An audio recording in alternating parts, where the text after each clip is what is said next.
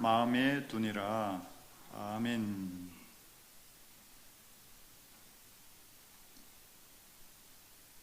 추운 날 또 바쁜 삶의 일정에서 시간을 접어두고 예배에 오신 우리 은총교회 성도님들에게 하나님의 놀라운 은혜가 있기를 바랍니다.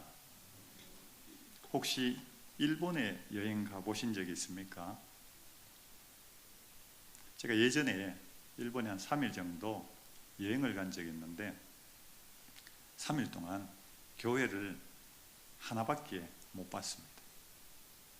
그러나 한국에 오면은 비행기에서도 이렇게 내려보면은 십자가가 곳곳에 보입니다. 이렇게 교회가 많은 우리 대한민국이 큰 복을 받은 줄 믿습니다. 하나님의 교회는 말씀이 있습니다. 또 기도가 있습니다. 예배가 있습니다. 그리고 사랑의 교제가 있습니다. 대한민국 땅에서 제일 좋은 교회는 어느 교회입니까? 할렐루야! 은총교회가 대한민국에서 제일 좋은 교회인 줄 믿습니다.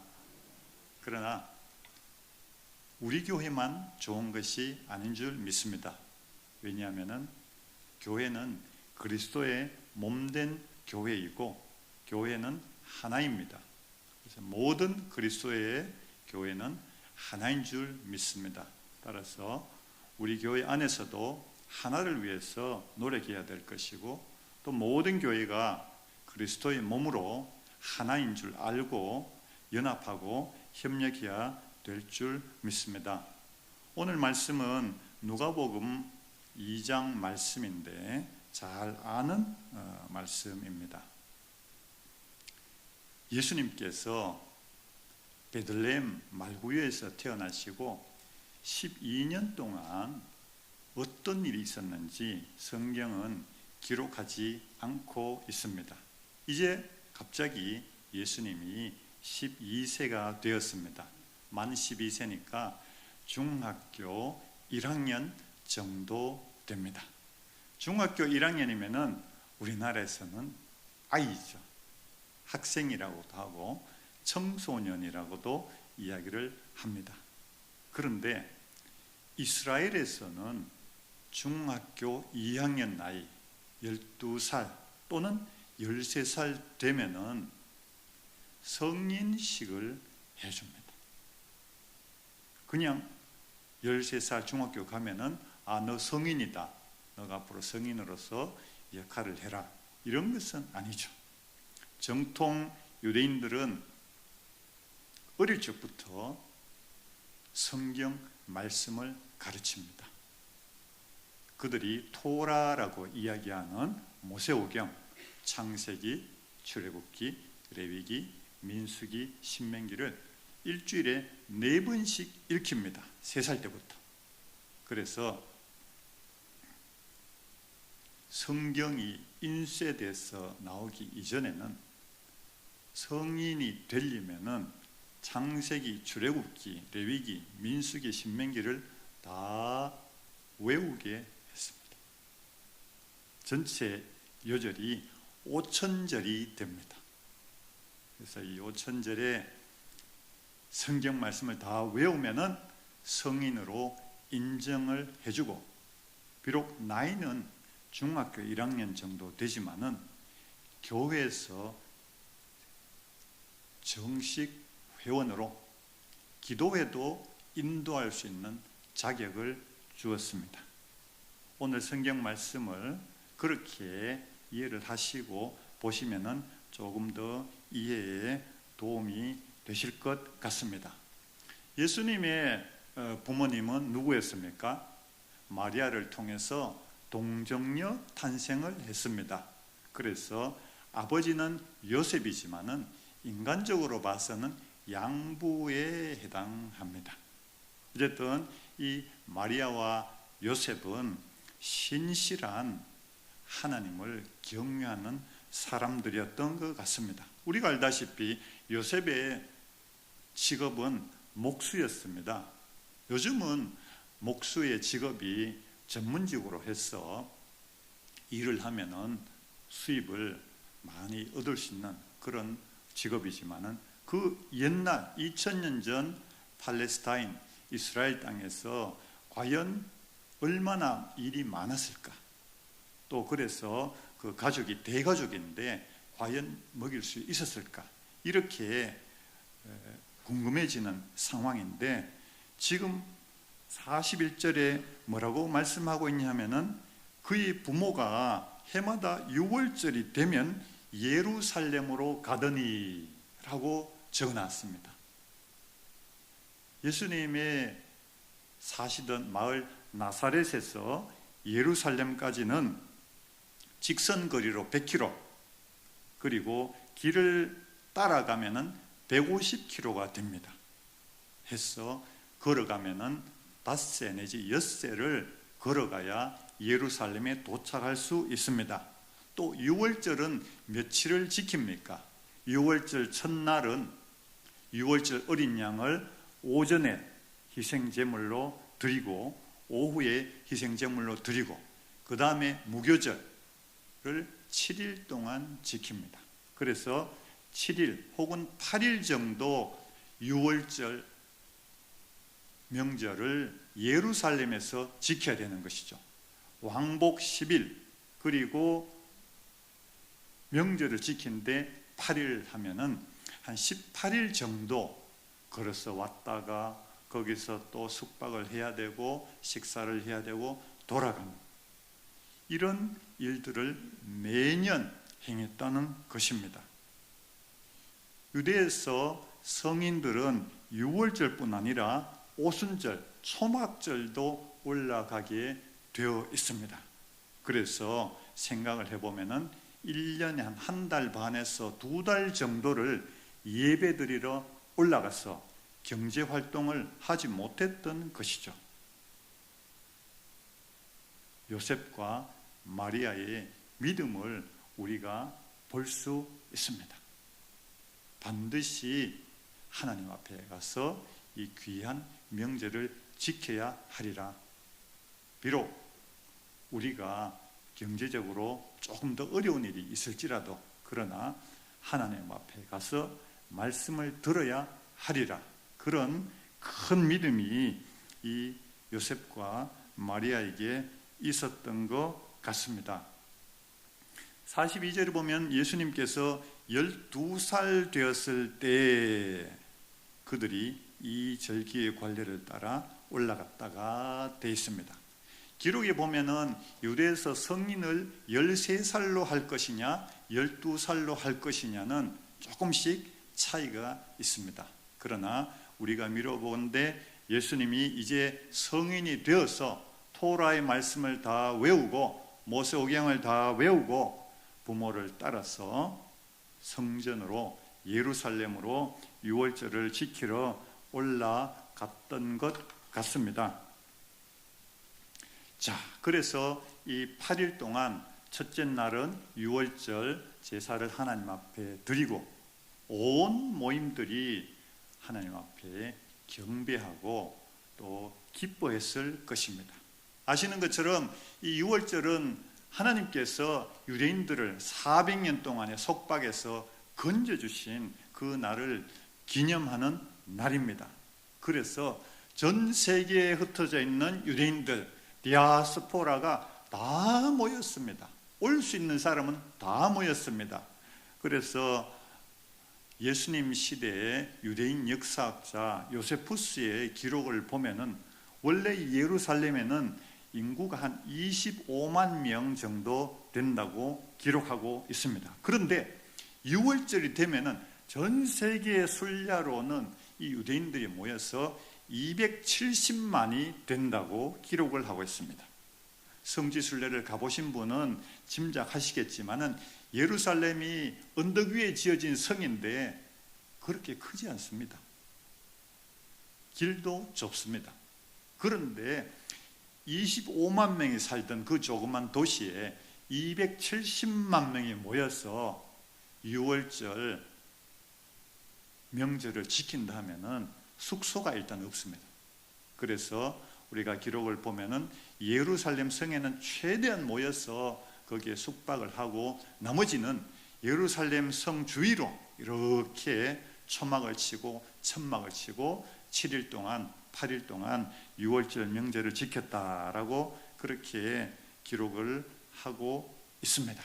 그러니까 인산인해가 된 거죠. 우리 은천교회에 성도들이 3,000명이 모여서 예배를 드린다고 생각하면은 정말 앉을 데도 없고 설 데도 없는 그런 복잡한 상황이 예루살렘에서 유월절 명절을 지키는 상황입니다. 그러나 그들이 한 마음으로 하나님 앞에 우리가 명령을 지키리라, 주의 말씀을 들으리라, 제사를 함께 같이 하나님 앞에 드리리라, 그렇게 모인 전 세계 유대인들이 지키는 큰 명절이 유월절이었는데 그날들을 다 마쳤습니다. 다 마치고 이제 나사렛으로 돌아가야 되는데 43절에 보면은 아이 예수는 예루살렘에 머무셨더라 이렇게 기록하고 있습니다. 여기서 아이라고 하는 이 말이 좀 이따가 보면 또 나옵니다. 아이야. 마리아가 예수님을 부를 때 아이야라고 부르는 거죠. 우리는 12살 때 예수님을 생각하면은 어떤 것이 떠올라집니까? 장난꾸러기, 말씀꾸러기, 장난치고 예배 시간에 떠들고 기도 시간에 장난치고 이런 아이가 떠오릅니까? 어떻습니까? 예수님이 태어났을 때는 어땠을까? 밤에 안 자고 우는 애기였을까? 이렇게 생각을 할 수 있죠. 그러나 우리가 분명히 알아야 될 것은 예수님께서는 마리아가 잉태해서 태어날 그때부터 계신 분이 아니었다 하는 거예요. 무슨 말이냐? 성삼위 하나님께서는 영원 전부터, 창조 전부터 계셨다라는 것입니다. 하나님의 성령께서 마리아를 덮으셔서 예수님이 인간의 몸을 입고 태어났지만 그러나 갓난 아기 때도 예수님은 하나님의 아들이자 곧 성자 하나님이셨고 12살인 예수님도 역시 인간적으로 봐서는 어린 학생 정도였지만은 하나님의 아들이자 곧 하나님의 본성을 갖고 계시는 분이셨다라는 것이죠. 그래서 여기서 보는 아이라고 하는 말은 인간적인 관점에서 접근한 것이다. 우리가 이렇게 볼 수 있습니다. 예수님이 30살이 돼서 성령을 받아서 하나님의 아들이 되었다? 아닙니다. 이것은 이단으로 정죄받은 이론입니다. 그래서 우리는 예수님을 생각할 때 태어나서 구유에서 태어난 아기 때부터 하나님의 아들이요 메시아요 영원한 신성을 가진 곧 하나님이시고 인간의 몸을 입고 이 땅에 오신 임마누엘 하신 하나님이다. 그렇게 우리가 생각해야 맞을 것 같습니다. 어찌됐든 요셉과 마리아는 짐을 꾸려서 나사렛으로 출발을 했는데 예수님은 예루살렘에 머무셨습니다. 잘 이해가 안 되는 상황이죠. 또 그 부모는 이를 알지 못하였습니다.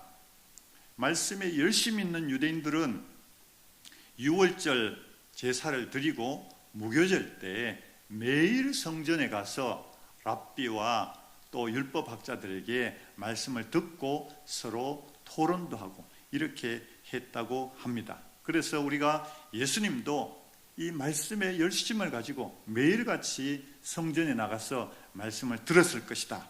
그렇게 생각을 할 수 있는데 마치고 돌아가는 그날을 우리가 약간 상상을 좀 해보면은 어머니 아버지 성전에서 말씀을 더 나누고 조금 더 말씀을 나누고 내려가겠습니다 라고 얘기를 하셨을 것 같고 또 마리아와 요셉은 그래 늦지 말고 와라 이렇게 하고 먼저 출발을 했을 것 같습니다. 왜? 이미 성년식을 거쳤기 때문에 당연히 따라올 것이다. 그렇게 생각을 하고 이 부모가 내려갔을 것이고, 또 그 나사렛까지 거리가 한 5세 길 정도 되기 때문에 숙박하는 장소가 정해져 있었을 것입니다. 아마 예루살렘에서 텔아비브까지 그 중간 어디 산에서 이제 숙박을 할 것이다, 이렇게 정해져 있었을 것 같습니다. 그래서 이 부모가 물이 끌려서 정말 엄청나게 많은 사람들이 북쪽으로 올라가면은 갈릴리 지방 사람들뿐만 아니라 그 위에 있는 시리아, 레바논, 터키, 여기에 있는 디아스포라 유대인까지 다 한 무리로 내려갔을 것으로 짐작이 됩니다. 44절에 보면은 하룻길을 간 후 친족과 아는 자 중에서 찾되, 따라왔겠지, 이렇게 생각을 하고 봤는데 보이지 않았어요. 부모가 얼마나 놀랐겠습니까? 비록 성년의 자격은 갖추었지만은, 그러나 아직은 13살, 12살밖에 안 되는데, 그래서 마음에 너무 불안한 마음으로 다시 물어 예루살렘까지 돌아가게 되었습니다. 이 군중 속에서 자녀를 잊어버린 그 마음이 얼마나 힘들었을까 우리는 짐작을 하고 있는데, 누가복음 2장 35절에 예언자 시몬이 마리아에게 한 예언이 떠오릅니다. 칼이 내 마음을 찌르다르니, 이런 예언을 마리아가 받았죠. 3일이나 찾다가 결국은 예루살렘으로 돌아갔습니다. 예루살렘 어디 있을까? 당연히 성전에 있을 것이다. 이렇게 성전에 가보니까 예수님이 계셨습니다. 예수님이 선생들 중에 앉으사 그들에게 듣기도 하시며 묻기도 하시니, 47절에 듣는 자가 다 그 지혜와 대답을 놀랍게 여기더라. 여기에서 우리가 생각해야 될 부분은, 예수님은 말씀이 육신이 되어서 이 땅에 오신 살아있는 하나님의 말씀이요, 렘마의 말씀이라는 거죠. 그래서 여기서 이 율법학자들과 바리새인들에게 설명을 듣고 성경을 배우는 것이 아니라, 오히려 이 율법학자들이 꿰지 못했던 그런 성경의 말씀까지도 예수님께서 가르쳐주고 있었을 것이다, 이렇게 보아집니다. 왜? 말씀이 육신이 되어서 이 땅에 오신 임마누엘의 하나님이 바로 예수님이시기 때문에 이 성전에서의 모임도 예수님이 주인이었을 것이다, 그렇게 생각이 되는 것입니다. 듣는 자가 다 그 지혜와 대답을 놀랍게 여기더라. 오히려 예수님께서 성전에 계심으로 해가지고 성전이 완전하게 되었습니다. 왜입니까? 이 성전은 BC 64년에 로마 장군 폼페이가 예루살렘을 점령하고 이 이스라엘 땅이 로마의 식민지가 되었습니다. 그때 폼페이 장군하고 이런 사람들이 성전을 더럽혔습니다. 로마의 신상을 갖다 놓고, 그 독수리상 있죠, 갖다 놓고 이렇게 성전을 더럽혀진 성전이었는데, 예수님이 가셔서 말씀으로 그 성전을 정화하셨을 것이다, 우리가 그렇게 생각을 할 수 있습니다. 그래서 그 부모가 보고 놀라며 그의 어머니 마리아가 부릅니다. 아이야, 어찌하여 우리에게 이렇게 하였느냐? 부모로서 당연히 할 수 있는 말이죠. 아이야, 어찌하여 우리에게 이렇게 하였느냐? 보라, 내 아버지와 내가 근심하여 너를 3일 동안 찾아서 돌아왔느니라. 자, 이런 경우에 그냥 그 부모의 자녀라면은 잘못했습니다. 어머니, 아버지, 제가 큰 죄를 지었습니다. 회개하고 엎드려져야 됩니다. 그러나 예수님은 무슨 말씀을 하십니까? 49절에 어찌하여 나를 찾으셨나이까? 내가 내 아버지 집에 있어야 될 줄을 알지 못하였나이까? 여기서 내 아버지 집에 있어야 될 줄은 헬라 말로는 데이라는 거죠. 영어로는 must, 반드시 있어야 된다. 내 아버지 집 성전에 내가 있어야 된다. 이렇게 말씀을 하고 계십니다. 이 말씀은 마리아와 요셉의 아들 예수님의 말씀이 아닙니다. 하나님의 아들, 영원한 독생자이시고 그리스도이시고 우리를 죄에서 건지시고 이 땅을 말씀으로 해방하고 사단의 모든 권세를 깨 부수는 하나님이 임마누엘로서 말씀을 하시는 것이죠. 어찌하여 나를 찾으셨나이까? 내가 내 아버지 집에 있어야 될 줄을 알지 못하였나이까? 이 말씀은 영원한 말씀이신 예수님, 로고스이신 예수님께서 마리아와 요셉뿐 아니라 우리 모든 교회, 성도에게 하시는 말씀인 줄 믿습니다. 요한복음 17장 21절에 아버지여, 아버지께서 내 안에, 내가 아버지 안에 있는 것 같이 그들도 다 하나가 되어 우리 안에 있게 하사, 이렇게 예수님께서 성부 하나님 기도하는 모습이 나옵니다. 무엇입니까? 예수님께서 성전에서 영원한 말씀으로 로고스로서 계실 때 하늘아버지 성부 하나님께서도 거기 임재하시고 또 성령께서도 거기 계셨다라고 보여집니다.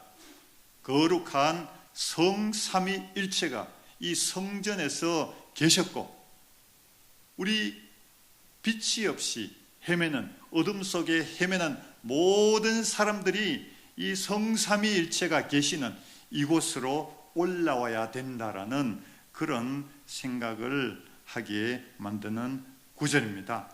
그러므로 부모가 예수님을 찾아서 3일 동안 찾아오는 그 길을 우리 모든 사람들이, 성도들이 죄악 중에 헤매는 모든 인류가 이 성삼위일체된 성부와 성자와 성령의 하나님께 다가오는 것이 맞다라고 생각이 되어지고, 예수님께서 내가 내 아버지 집에 있어야 될 줄을 알지 못하였나이까 하시는 이 말씀, 이 선포가 우리 모든 성도에게 주시는 말씀인 줄 믿습니다.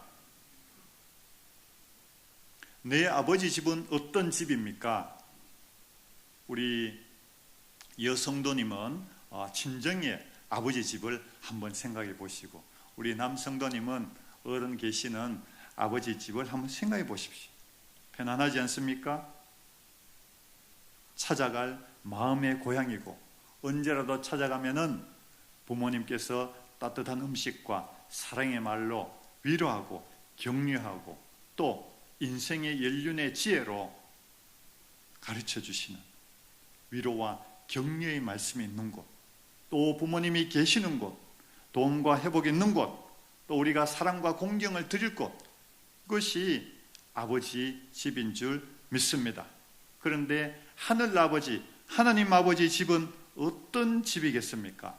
탕자가 아버지를 생각할 때 내 아버지에게는 양식이 풍족한 품꾼이 얼마나 많은가, 이렇게 고백을 하고 아버지 집에 돌아갔습니다.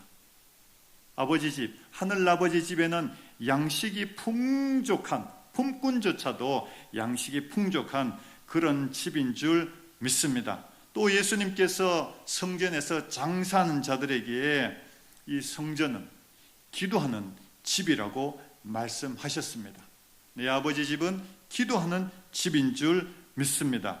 요한계시록에 보면은 하나님의 장막, 하나님 내 아버지 집, 하나님 아버지 집은 하나님이 사람과 함께 계시는 그곳이라고 하시고, 모든 눈물을 그 눈에서 닦아주시는 그런 집이 하늘 아버지 집이라고 말씀을 하십니다. 다시는 사망이 없고 애통하는 것이나 곡하는 것이나 아픈 것이 다시 있지 아니한 그곳이 내 하늘 아버지 집이라고 말씀하고 있습니다.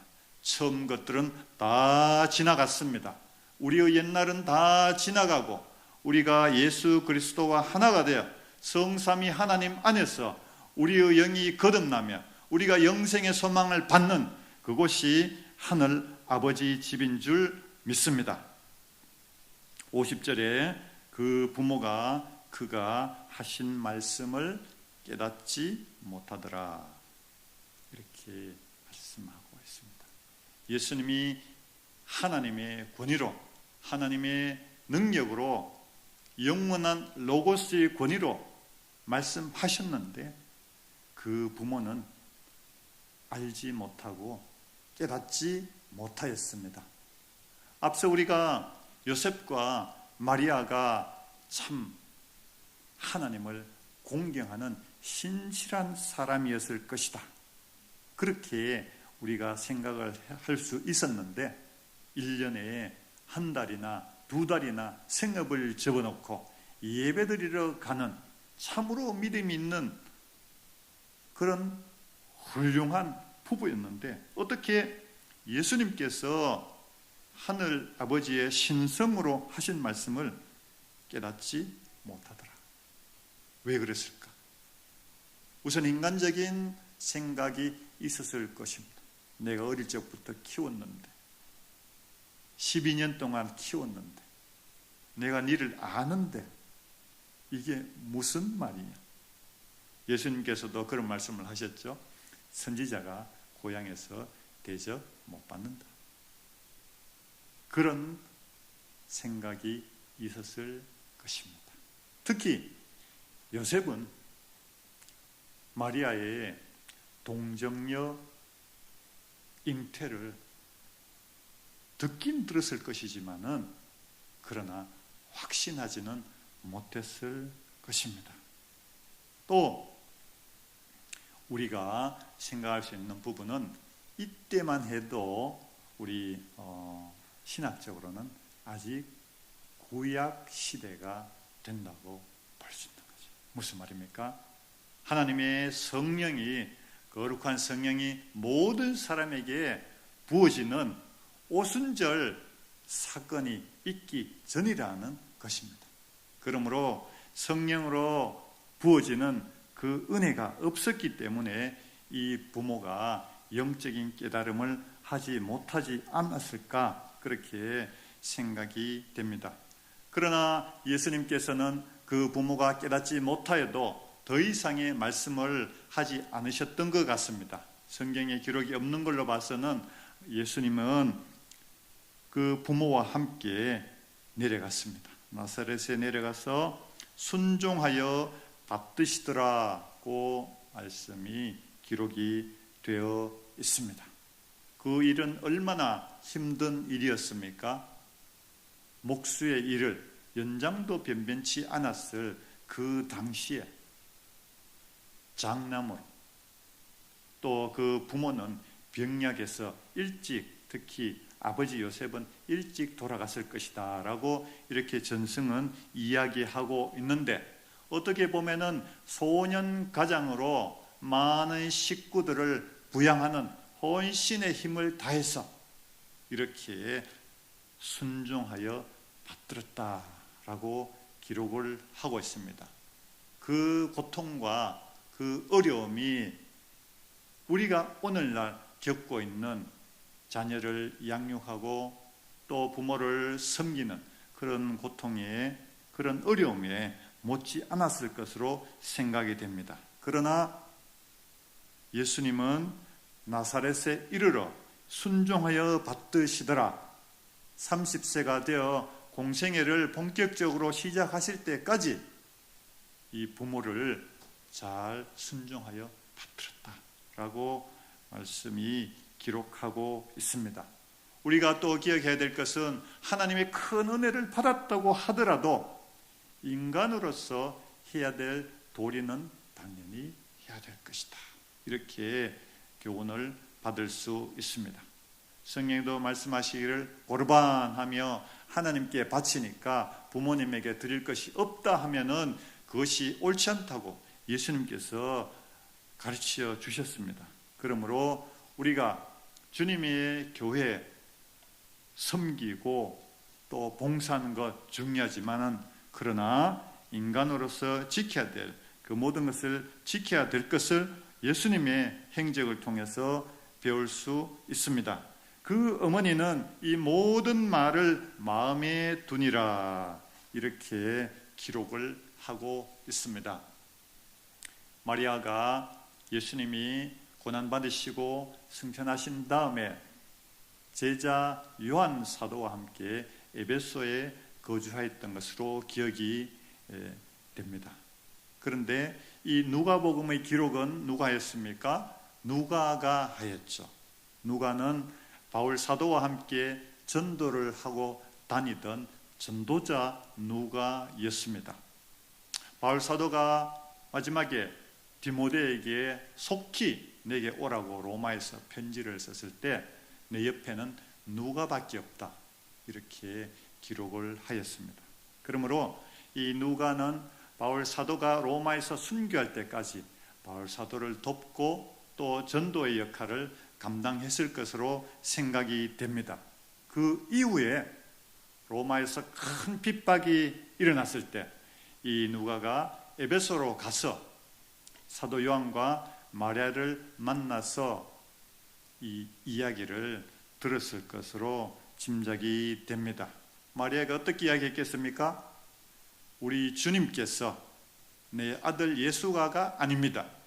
우리 주님께서 12살이 되었을 때 이런 일이 있었지. 성전에서 일주일 동안 말씀을 나누고 가르치셨는데 그것이 부족하셔서 3일을 더 계셨지. 우리 주님께서 그 이야기를 듣고 누가가 이 누가복음을 기록한 것으로 생각이 됩니다. 오늘 이 말씀을 통해서 우리는 예수님이 누구신가? 그냥 우리를 가르치는 훌륭한 선생인가? 2000년 전에 팔레스타인에 태어났던 훌륭한 철학자인가? 여기에서 우리는 다시 생각을 해야 될 줄 믿습니다.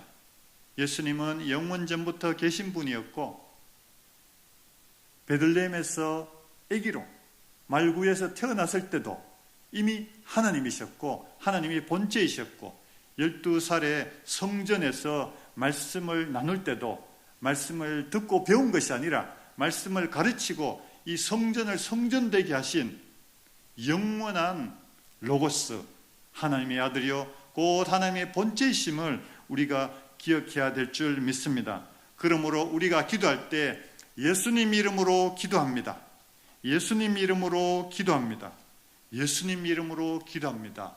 이렇게 기도하는 것입니다.